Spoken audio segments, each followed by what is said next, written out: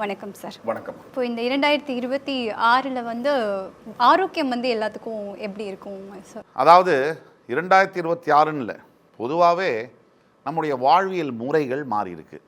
இப்போ நீங்கள் 30 வருஷத்துக்கு முன்னாடி பார்த்தீங்கன்னா 8 மணிக்கு ஊர் அடங்கிடும். அந்த நியூஸ் ஒன்று போடுவாங்க தூர்தர்ஷனில், அதை பார்த்த உடனே மொத்த ஊரும் ஆஃப் ஆகிடும். ஒளியும் மொழியும் அந்த வெள்ளிக்கிழமை அரை மணி நேரம் டிவி பார்ப்பாங்க.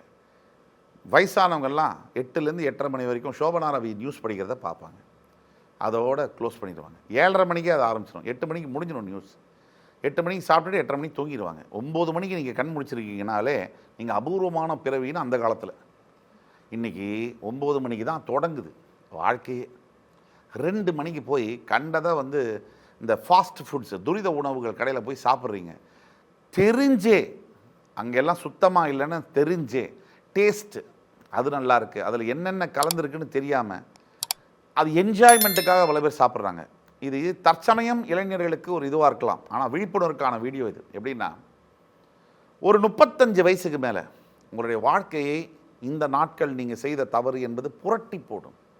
நீங்கள் வாழ ஆசைப்படும் பொழுது உங்களுடைய சேமிப்புகள் 15 ஆண்டு கால உழைப்பு, 20 ஆண்டு கால உழைப்பு வெறும் 20 நாளில் ஆஸ்பத்திரியில் வாங்கிடுவாங்க. அதோட வலியும் பேக்கேஜ் ஆஃபர். உங்களோட நம்பி இருக்கக்கூடிய பெண்டாட்டி குழந்தைகள் எல்லாம் அவங்களுடைய நிலைமை என்ன? அது குடிப்பழக்கமாக இருக்கட்டும் அல்லது இந்த துரித உணவு பழக்கமாக இருக்கட்டும், இதையெல்லாம் செய்யும் பொழுது ஆனந்தம் இருக்கும். அதற்கு பின் விளைவுகள் நீங்கள் ஒரு தடவை மருத்துவமனைக்கு போய் அங்கே பாதிக்கப்பட்டவங்களை பார்த்தோம்னு சொன்னால் இந்த மாதிரி விஷயங்களை செய்ய மாட்டோம். என்றைக்கோ ஒரு நாள் சாப்பிடுவது என்பது தவறல்ல.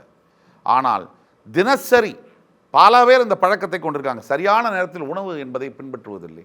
ஆரோக்கியம், தூக்கம் என்பதை பின்பற்றுவது, ரெண்டும் ரொம்ப முக்கியம். உணவு, தூக்கம் சரியான நேரத்தில் டெய்லி கன்சிஸ்டண்ட்டாக இருக்கணும். அது இல்லை, என்னவோ ராக்கெட் விடுறாப்பில் நினச்சிட்டு சிந்திக்கிறாங்க 11 மணிக்கு மேலே. அதனால் ஒரு பிரயோஜனம் இல்லை.